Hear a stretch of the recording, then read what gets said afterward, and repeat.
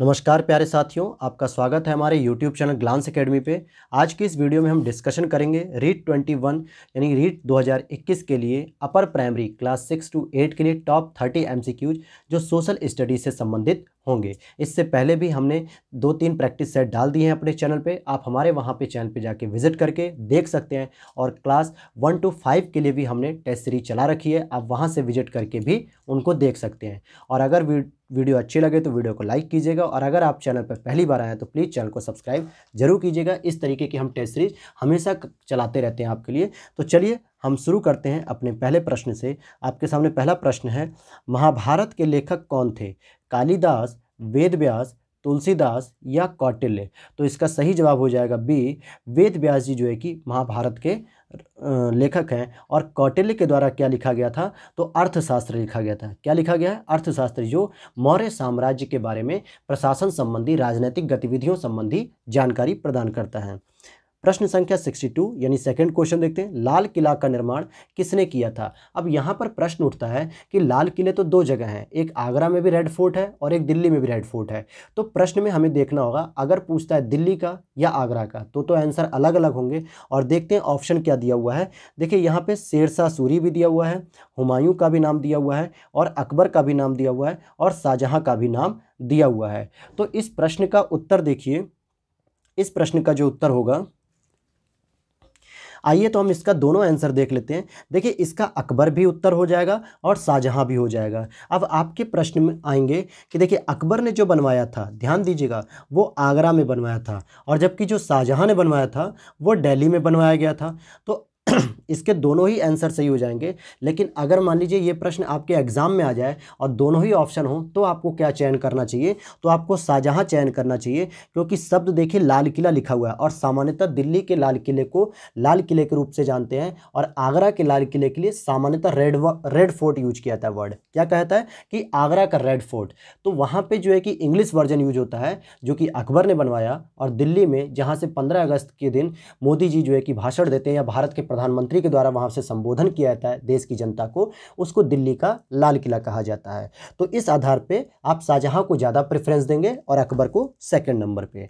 अगले प्रश्न की ओर चलते हैं, भारत का प्रथम राष्ट्रपति कौन थे या भारत के प्रथम राष्ट्रपति कौन थे? Doctor Rajendra Prasad, doctor S Radhakrishnan, Zakir Hussain या जवाहरलाल नेहरू? तो इसमें देखिए तीन चीजें हैं। डॉक्टर राजेंद्र प्रसाद जो है कि पहले राष्ट्रपति थे, जबकि सर्वपल्ली राधाकृष्णन पहले उपराष्ट्रपति थे और जवाहरलाल नेहरू जो कि पहले प्रधानमंत्री थे भारत के। तो 63 का आंसर हो जाएगा ए ऑप्शन। अगले प्रश्न की ओर चलते हैं, प्रश्न संख्या 64, ताजमहल का निर्माण किसकी यादगार में किया गया था? नूरजहां, अनारकली, मुमताज महल, शाहजहां?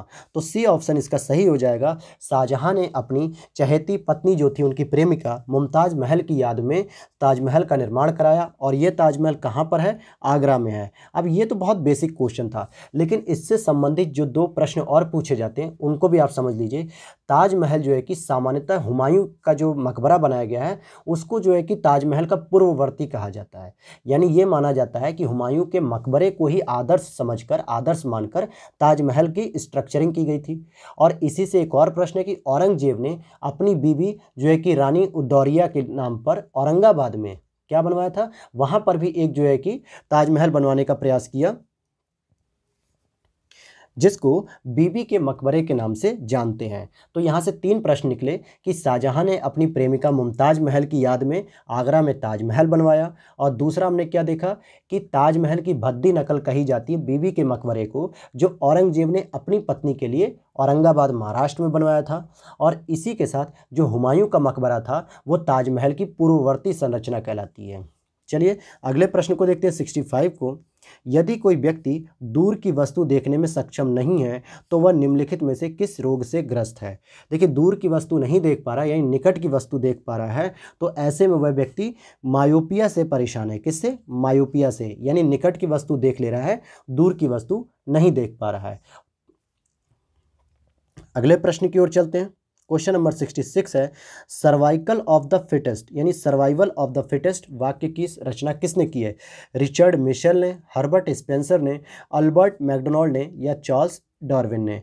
तो इसका सही जवाब हो जाएगा डी, चार्ल्स डार्विन साहब ने जो है कि यह प्रतिपादन किया था सिद्धांत का, सर्वाइवल ऑफ द फिटेस्ट, यानी जो शक्तिशाली होगा वो अपने जीवन की सुरक्षा कर सकेगा और जो कमज़ोर होगा वो सामान्यतः अपने जीवन की रक्षा नहीं कर पाएगा। इसको हॉब्स ने भी जो है कि अपने विचारों में दिया है, साथ ही साथ जो है कि चार्ल्स डार्विन ने भी यह विचार दिया है। इवन कि कॉटिल ने भी इसको मत्स्य न्याय के रूप में कहा है, यानी जिस प्रकार से बड़ी मछली छोटी मछली को निगल जाती है, वैसे ही जो है कि जो समाज में जो शक्तिशाली वर्ग होता है वो हमेशा दबे कुचले या वंचित लोगों को शोषित करता रहता है।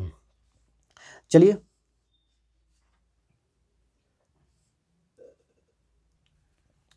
नेक्स्ट क्वेश्चन देखते हैं 67।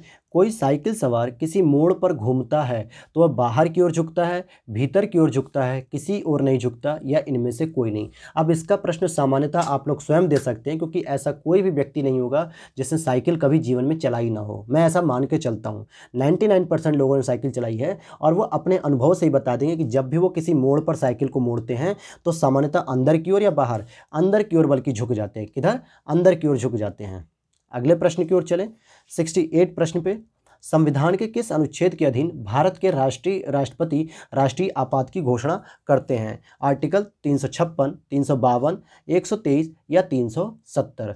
तो इसका सही जवाब हो जाएगा बी ऑप्शन। 352 में तो राष्ट्रीय आपात की घोषणा करते हैं, और 356 में राज्य में संवैधानिक तंत्र के विफलता की घोषणा की जाती है, अर्थात राष्ट्रपति शासन या राज्य आपातकाल की भी इसकी नाम से जाना जाता है। वहीं आर्टिकल 123 की बात करेंगे तो ये राष्ट्रपति के द्वारा जो है कि जब संसद के सत्र या संसद के जो सदन हैं वो अगर सत्र न चल रहे उनके, तो अध्यादेश जारी कर सकता है। तो राष्ट्रपति की अध्यादेश जारी करने की शक्ति आर्टिकल 123 में है। 356 में राष्ट्रपति शासन या राज्य में संवैधानिक तंत्र विफल हो जाने के नाम से भी जानते हैं, और अनुच्छेद 352 में राष्ट्रीय आपातकाल की बात की गई है, जो सामान्यतः युद्ध यानी बाह्य आक्रमण के आधार पर, युद्ध के आधार पर, और आंतरिक अशांति की जगह सशस्त्र विद्रोह के आधार पर जो है कि लगाया जाता है। अगले प्रश्न को देखते हैं।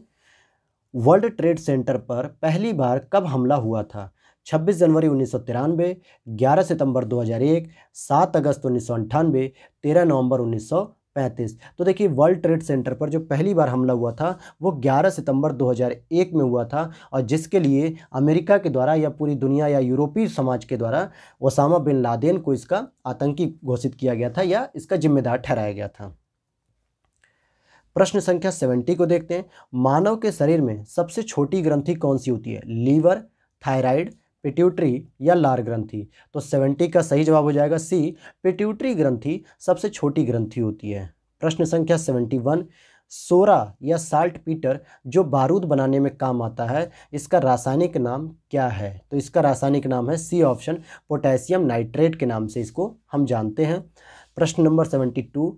नाहरगढ़ अभ्यारण्य राजस्थान के किस जिले में स्थित है? तो ये हो जाएगा आपका जयपुर। 72 का डी ऑप्शन सही होगा। अगले प्रश्न को अगर हम देखें तो देखिए ये प्रश्न जो है कि फिर रिपीट किया गया है पिछले प्रैक्टिस सेट से।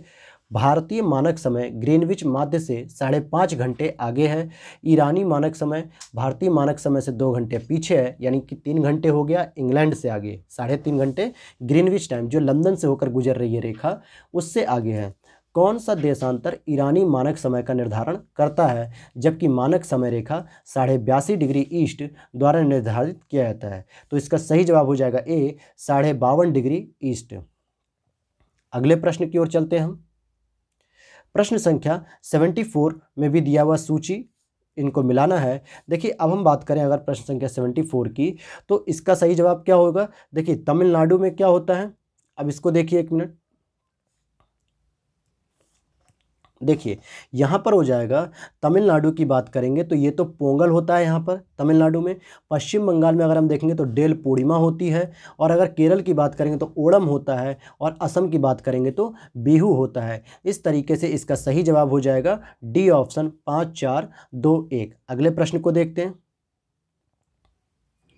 देखिए अगला प्रश्न क्या कह रहा है आपसे, कौन सी वस्तुएं उन वस्तुओं में कौन सी वस्तुएं उन वस्तुओं में जो उचित मूल्य की दुकानों के नेटवर्क के जरिए सार्वजनिक वितरण प्रणाली के अंतर्गत लोगों में वितरित की जाती हैं सम्मिलित हैं। यानी PW जो PDS सिस्टम होता है, पब्लिक डिस्ट्रीब्यूशन सिस्टम, जहाँ पे हम जिसको हम राशन की दुकान या कोटे की दुकान कहते हैं, सरकारी गल्ले की दुकानें, तो वहाँ पर क्या क्या मिलता है आपको? तो इसका सही जवाब हो जाएगा ए ऑप्शन, चीनी, खाद्य तेल, मिट्टी का तेल, खाद्यान्न यानी प्रमुख रूप से चावल तथा गेहूं भी प्रदान किया जाता है। 76 प्रश्न की बात करेंगे। तंत्रिका तंतु किसकी रोधी ट्यूब द्वारा परिबद्ध होता है? किसकी रोधी ट्यूब द्वारा परिबद्ध होता है? तो 76 का हो जाएगा आपका सी ऑप्शन, माइलिन के द्वारा।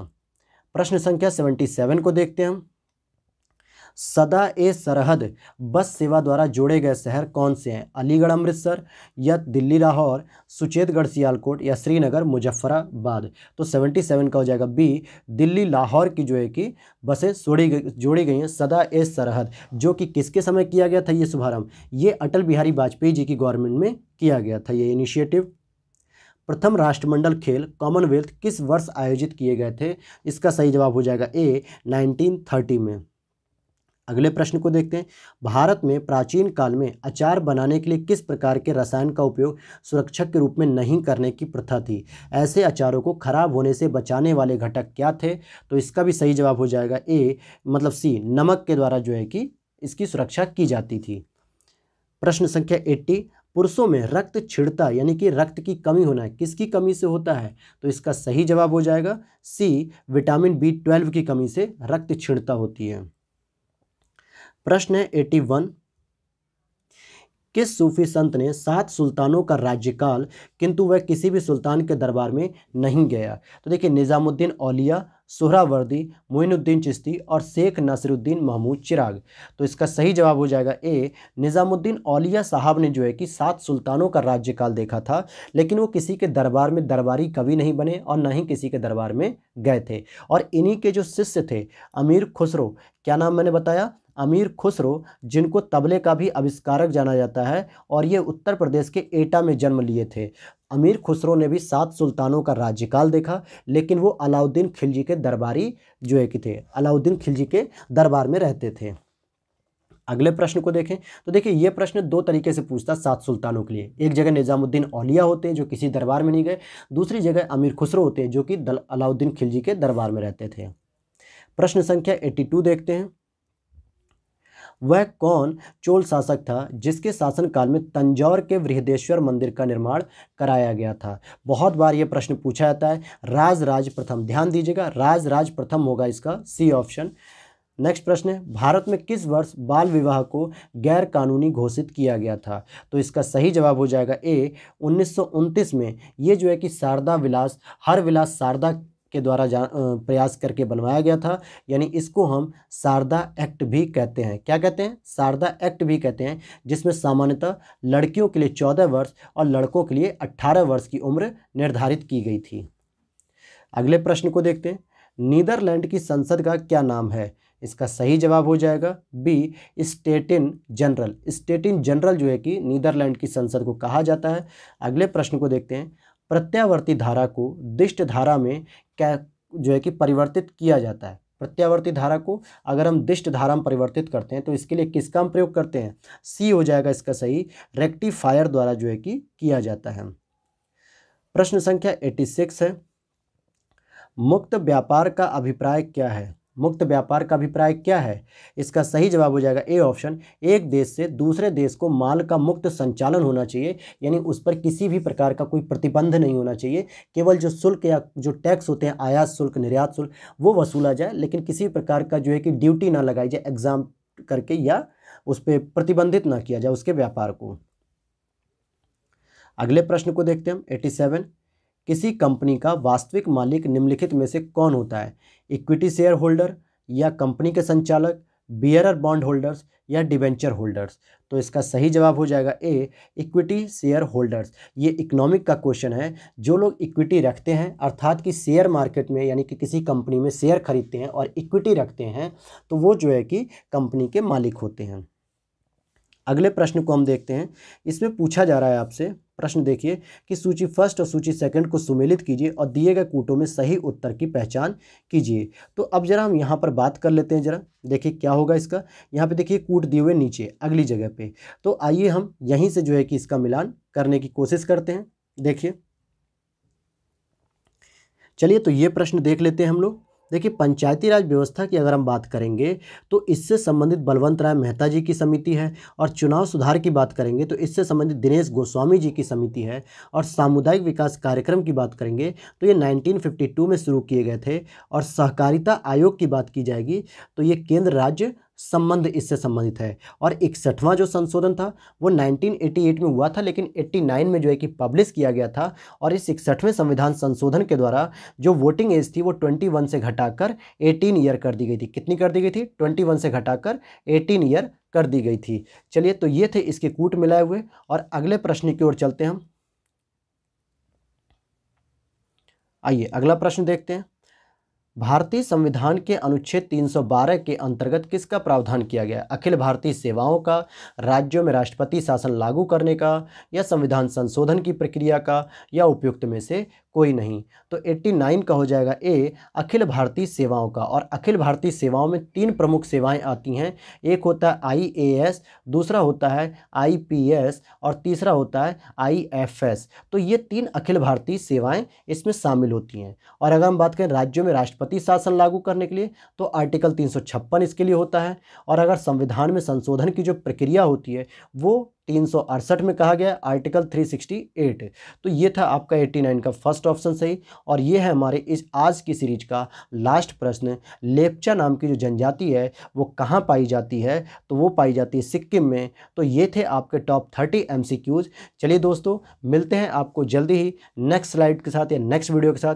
तब तक के लिए विदा लेना चाहेंगे। जय हिंद।